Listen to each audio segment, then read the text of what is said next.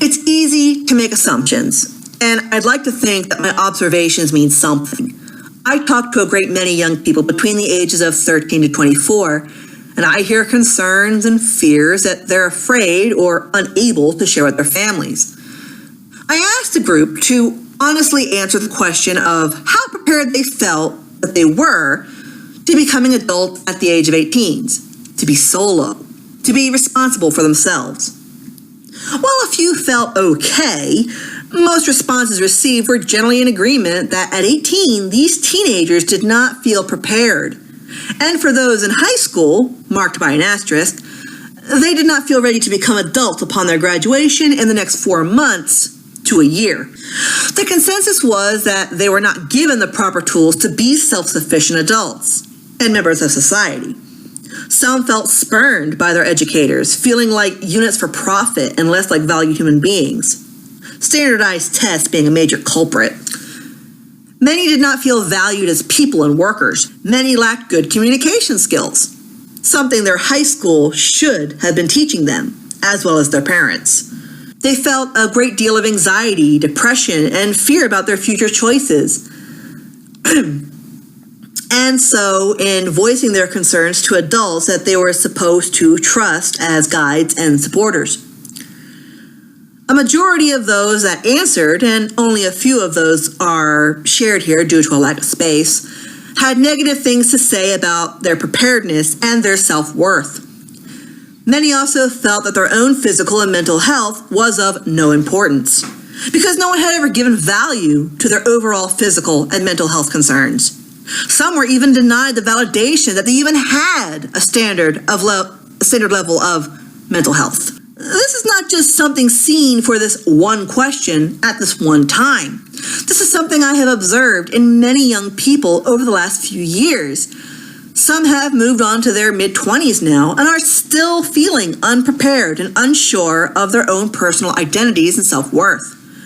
Many still have trouble finding an acceptable line between abuse and reprimand, between voicing their concerns and whining, between validating their presence and value and being quote-unquote greedy for attention or acting entitled. They are unsure if certain feelings and symptoms are related to health issues or if they're just quote-unquote being lazy. These are teenagers that adults feel perfectly suited to let loose into the world and vote on how our country will be run. These are the teenagers turned adults that adults are trusting with their future care when they retire. It's taking a whole lot more work and effort for these young adults to function anywhere near a practical level because they were just not given the proper training and confidence to do so in their teenage years. So remember, this is a whole new world we live in. Teenagers of today are growing up entirely in the midst of internet technology, and this is the world that is waiting for them. The teenagers of yesterday are raising the adults of tomorrow. A great deal of responsibility lies therein the effectiveness of today's teenagers being tomorrow's adults at the time of actually becoming a legally recognized adult. It has come to the point that teenagers of today cannot explore their identities and skills in their growing autonomy effectively. This is due to parents and teachers switching their expectations rapidly and without warning. Teenagers are not mind readers and don't know what to do because they're not sure if they're expected to be blooming adults or just big toddlers. Pastor R.W. Reed states that teenagers do not always make the best decisions. This is to be expected. Teenagers will make mistakes. That's the result of trial and error. This is a method of how teenagers learn to do things. As a parent, guardian, or teacher, it is the responsibility of those people to give teenagers a safe environment and boundaries in which to explore this autonomy and prevent mistakes that are too big. Instead of blowing up at a mistake, it is important to be sure a teenager understands what was wrong. Why was it wrong? And be given a correct or alternative, if any. Be honest. Teenagers are capable of being a lot smarter than adults give them credit for. Just because a teenager is young doesn't mean they do not possess valid thoughts and feelings. If a teenager is afraid, concerned, confused, sick, depressed, and any other number of human emotions, it is better to validate that these thoughts and feelings are real and address them. It is damaging to ignore them, to dismiss them, to deny they even exist, or even tease a teenager for those concerns. Generally, this leads to angry parents wondering why their teenagers never come to them with any of their problems. Well, big clue. That's definitely a major reason why. A good alternative for this feeling of poor preparation and, to some extent, the mixed messages of expectations and autonomy would be for schools and parents to offer mandatory guidance, classes and lessons, perhaps even practices, because, hey, who doesn't love pretend, on nutrition, cooking, sexual education, proper human biology, basic knowledge of proper health, and not just in fitness, but so that many teens can tell the difference between being hot and having a fever, feeling tired and being beaten up by the flu, or even the difference between a menstrual cramp and a burst appendix, because, believe it or not, many teens have no idea. Give proper human respect to teenagers the same as you would other adults. They may be your children and your students, but outside of that, they're also your cashiers, your waiters, your coworkers, your customers, and even your potential future bosses or potential future person responsible for care of your younger children.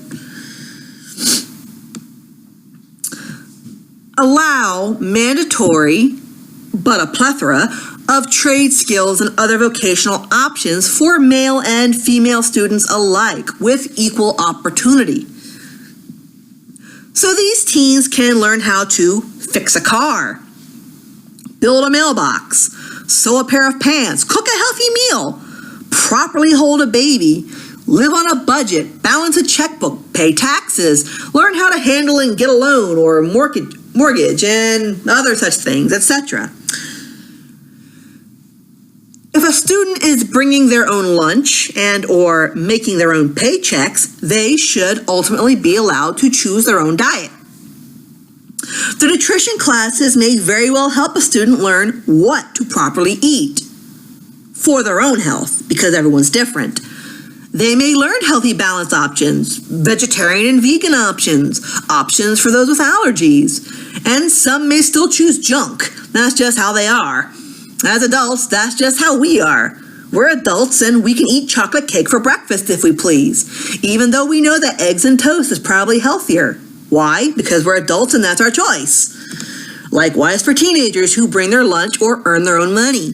As somewhat mentioned previously, it would be nice for schools to simulate actual professional environments. What this means is that teenagers have to learn to deal with a lot of issues and distractions when they enter the workforce and become adults. Dress codes should be in place, but they should be fair codes and not just codes targeted at girls. Also, the behavior of students should be dealt with the way a boss reprimands a worker. Little Bobby still has to focus on his work, even if little Susie is especially pretty that day. And that being said, little Susie should be dressed comfortably and professionally. She has her freedom to express, but in a workplace and in school, she has to present herself somewhat professionally. Both young men and ladies will have to abide by these dress codes in their place of work. Less about distractions and more about professionalism and presenting themselves with value, dignity, and self-respect. As the sayings go, dress to impress, dress for the job you want, and giving them the ability to sell their confidence in their appearance. This being said, I feel a need to specify that all of this has to be done within reason and without the bias of social standing of wealthy teenagers over poorer ones. When I mention allowing teenagers to have access to sexual education, it's not just a matter of how to have sex. Teenagers are going to have sex, whether they have sex education or not. Not all, obviously, but it's safe to say a good number are sexually active. Regardless of what one faith or another feels about contraception, it is still important for teenagers to learn about STDs, how to prevent them, how pregnancies actually occur, how the reproductive system actually works, what a period actually is, and what it means, that both teenage girls and boys have the authority and autonomy to say no to sex, regardless of who insists. Teenagers should not have to feel pressured, regardless of gender or sexuality or even scenario, to engage in sexual activity. Sadly, too many teens don't realize that it's not rude or disrespectful to stand firm with a no, and that violation of this is illegal and not their fault. More teenagers need to know they have autonomy and ownership of their own bodies. Too many teenagers and young adults do not realize this.